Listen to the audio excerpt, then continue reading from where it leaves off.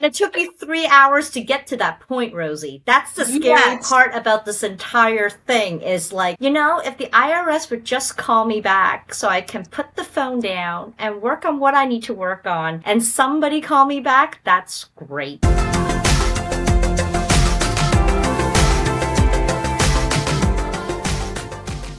Do you remember the worst call during the time you were the representative?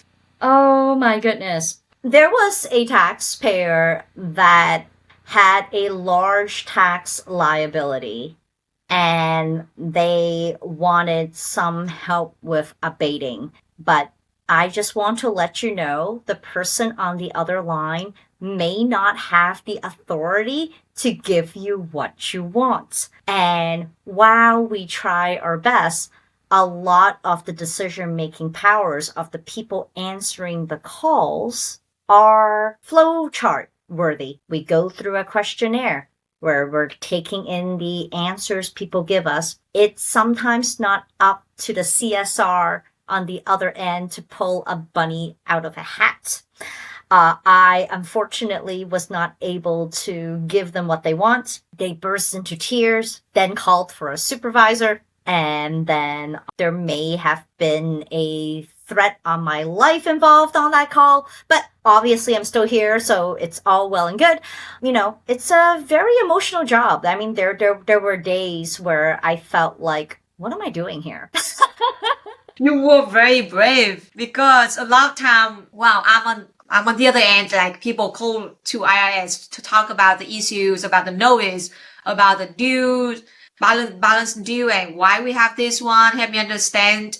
And sometimes it's just so frustrating to talk to someone from IRS and then he or she has no idea what I'm talking about. And I was like, oh no. It took you 3 hours to get to that point, Rosie. That's the scary part about this entire thing is like, if the IRS would just call me back so I can put the phone down and work on what I need to work on and somebody call me back, that's great. But remember that doom dial where you call and it's like, sorry, they're at capacity. Please call again later. And you're just like...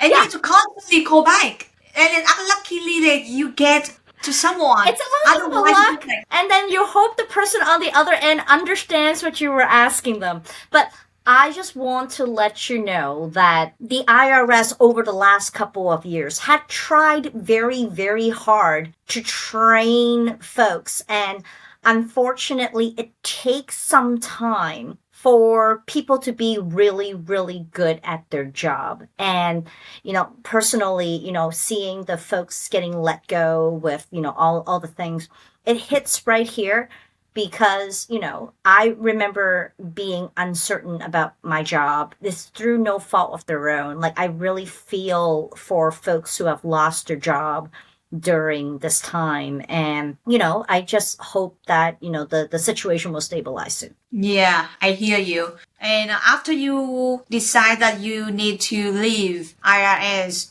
you decide to work at Green and Green LLP for about 2 years. And this is the last CPA firm before you start your own practice. So I would love to hear your experience transition from IRS position to this position at Green and Green LLP, and what made you decide to leave the firm and then start your own practice. I had a really, really good education working at Green and Green. My partner was extremely strict, thorough, perfectionist. I don't know. I mean, I know that sounds kind of bad, but I think for where I was career-wise, it was exactly what I needed. That was also the position that allowed me to be forward-facing with clients.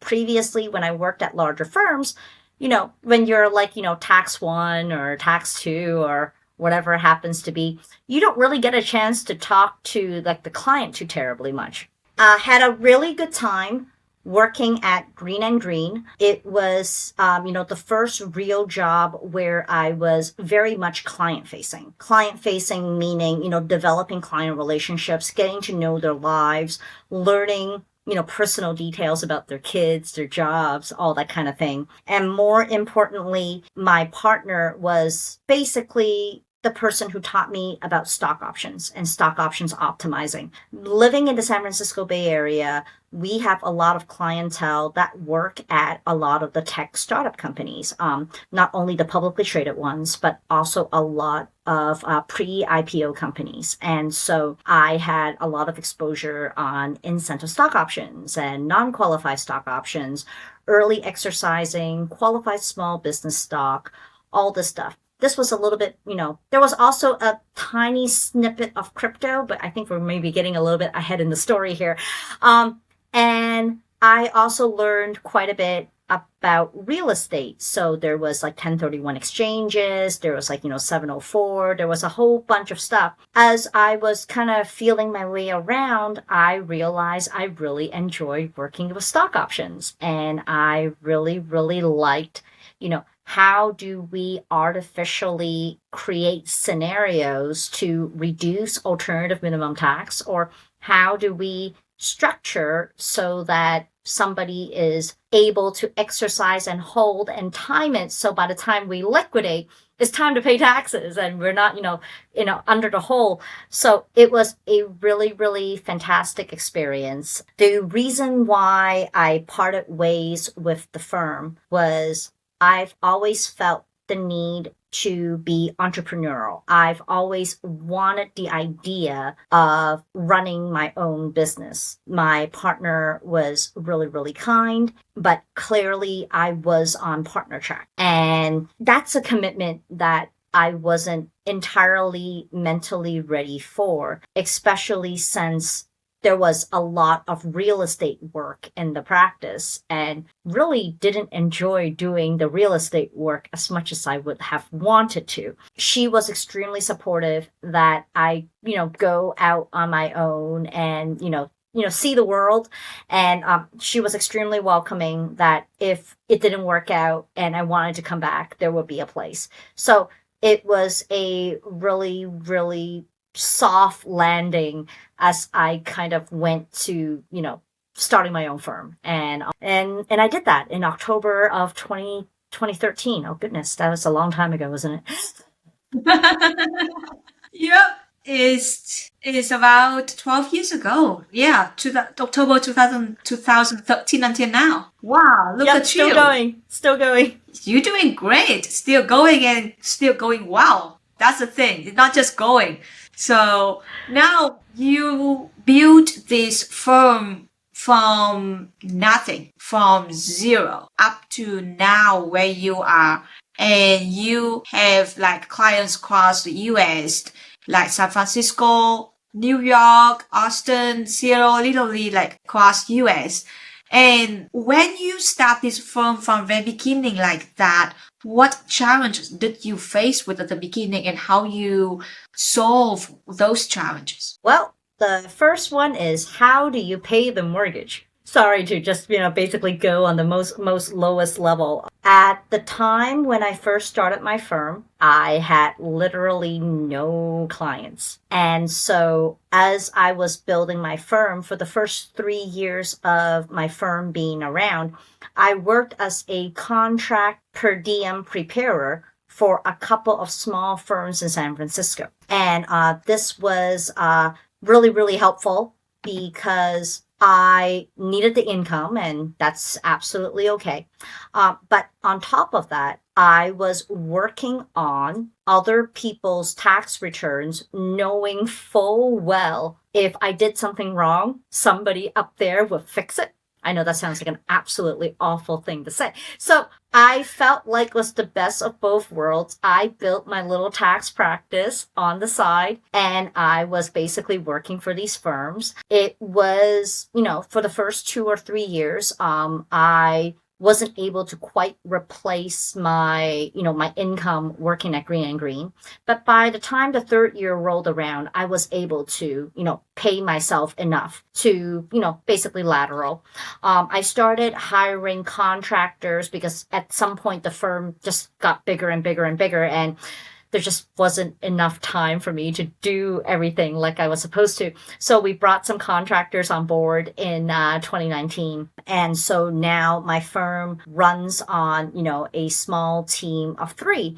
And, we still bring on seasonal contractors as needed during tax season, but we do have a core team that work for us year round. 3 people. Wow. Doesn't seem to be a lot, but also you also have contractors coming in and out as well during the busy season. So you have a good amount of people to manage for the small firm. Do you feel like that's some challenge that what if you cannot get the contractor during busy season?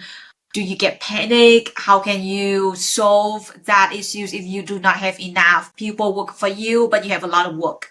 Do you have to jump in and do it by yourself? Oh, yes, absolutely. Okay, so the privilege of having your name on the door also means if something goes wrong, nobody's going to fix it for you but yourself. So, in moments of brutal honesty here, there was a year or two where I definitely needed to jump in and work 12-hour days, 7 days a week for a couple of weeks. But I'm extremely blessed that our firm is structured a little bit different now in 2025 compared to how it was structured back in 18 or 19. We have significantly reduced the number of clients we service, and the nature of our clients are technically, pretty much some technically complicated returns. And a lot of them rely on K1s. And sometimes K1s aren't ready until the summertime. And we bank on that so that we don't have to try to push all the tax returns out the door. And I can see Rosey smiling here because she understands. Nobody in their right mind can get everything done by April 15th. It's no. No. April 15th, no. Right. If we ran a volume churn mill and all we did were W-2s and a couple of 1099s, yes, you could process hundreds, if not thousands of returns in 8 weeks and you could be all right. But that's not exactly our business model. And so while this last tax season, there were a couple of days that I worked pretty late at night, my role has definitely stepped back. I am not so much involved in does this number belong on this box on this tax return? Rather, I am looking to be a resource for my team. Hey, there's this complicated tax situation.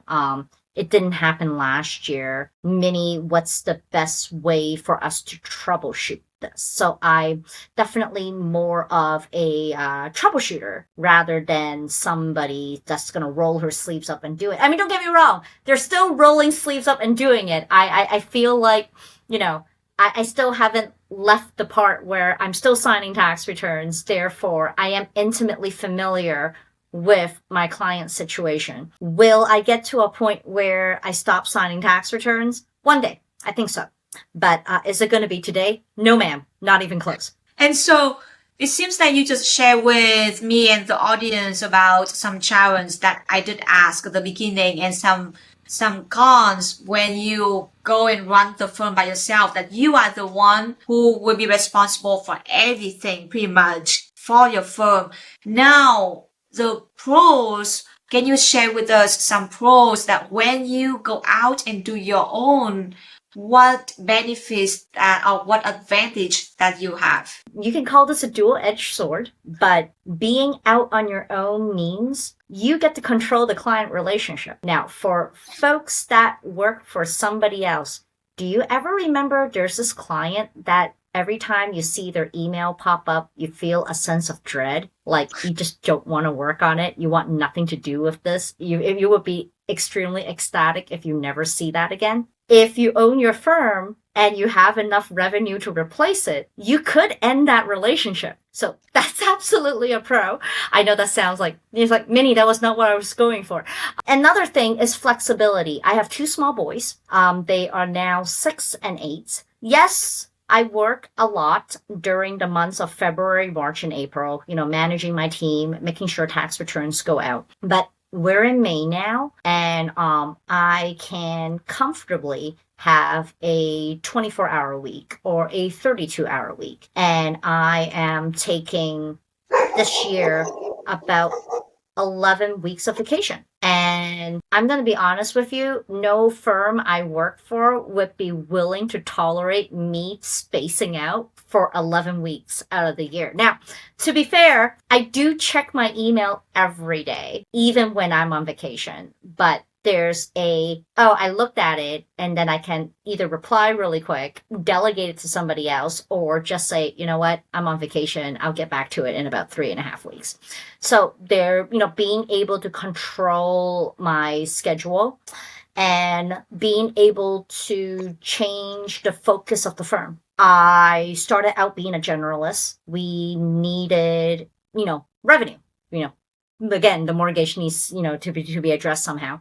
But as we built our firm with the clientele we like, doing the work we love, as we bring on the right type of work, we can start disengaging the work that is not in our wheelhouse, which, actually helps a lot keeping up the quality of our firm when you don't need to research 8 or 9 different things. I don't need to learn about, realtors and, real estate professional, status, or I'm not really looking into doing work for nonprofits or farms.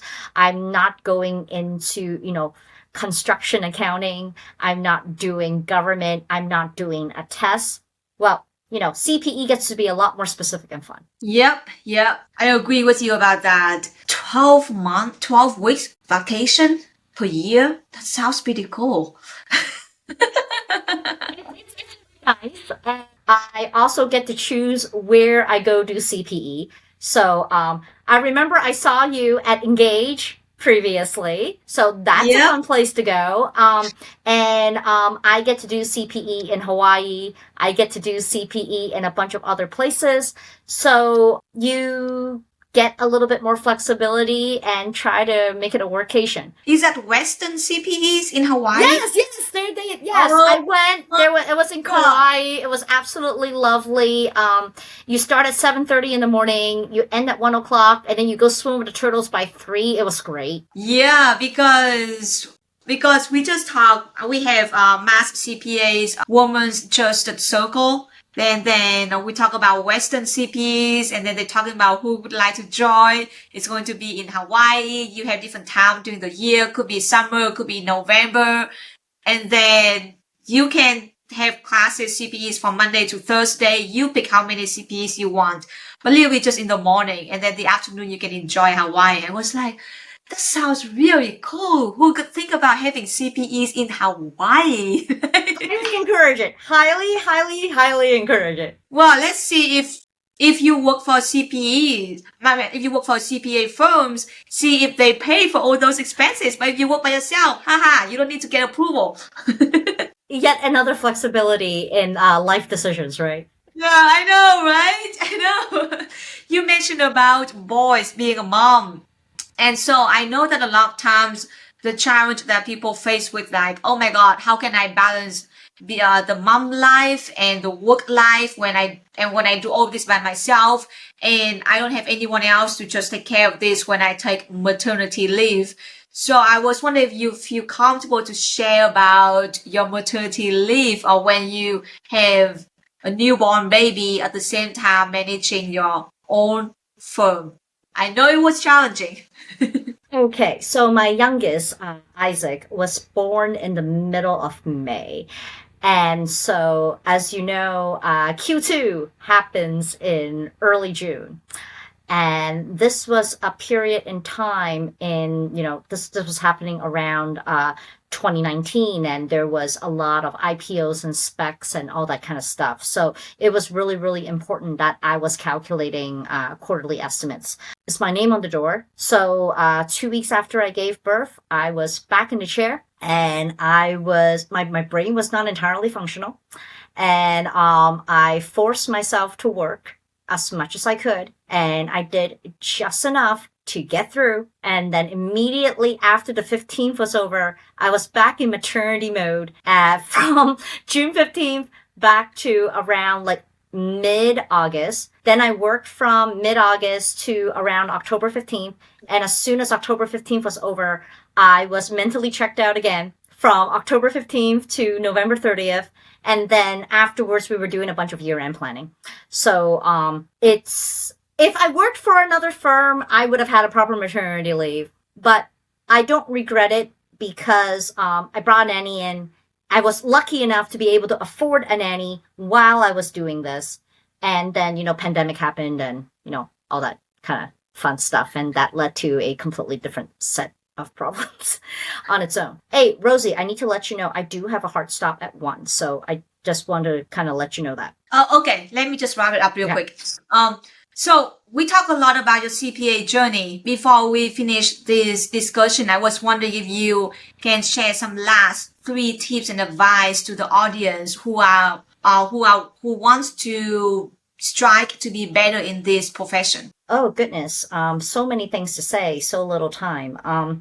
I would say that please, we are not as streamlined as everybody says we are. I have switched over a number of different roles. A lot of my role models have also switched over a number of roles. It's not as simple as choosing audit or choosing tax. That's just one path out of many, many different paths.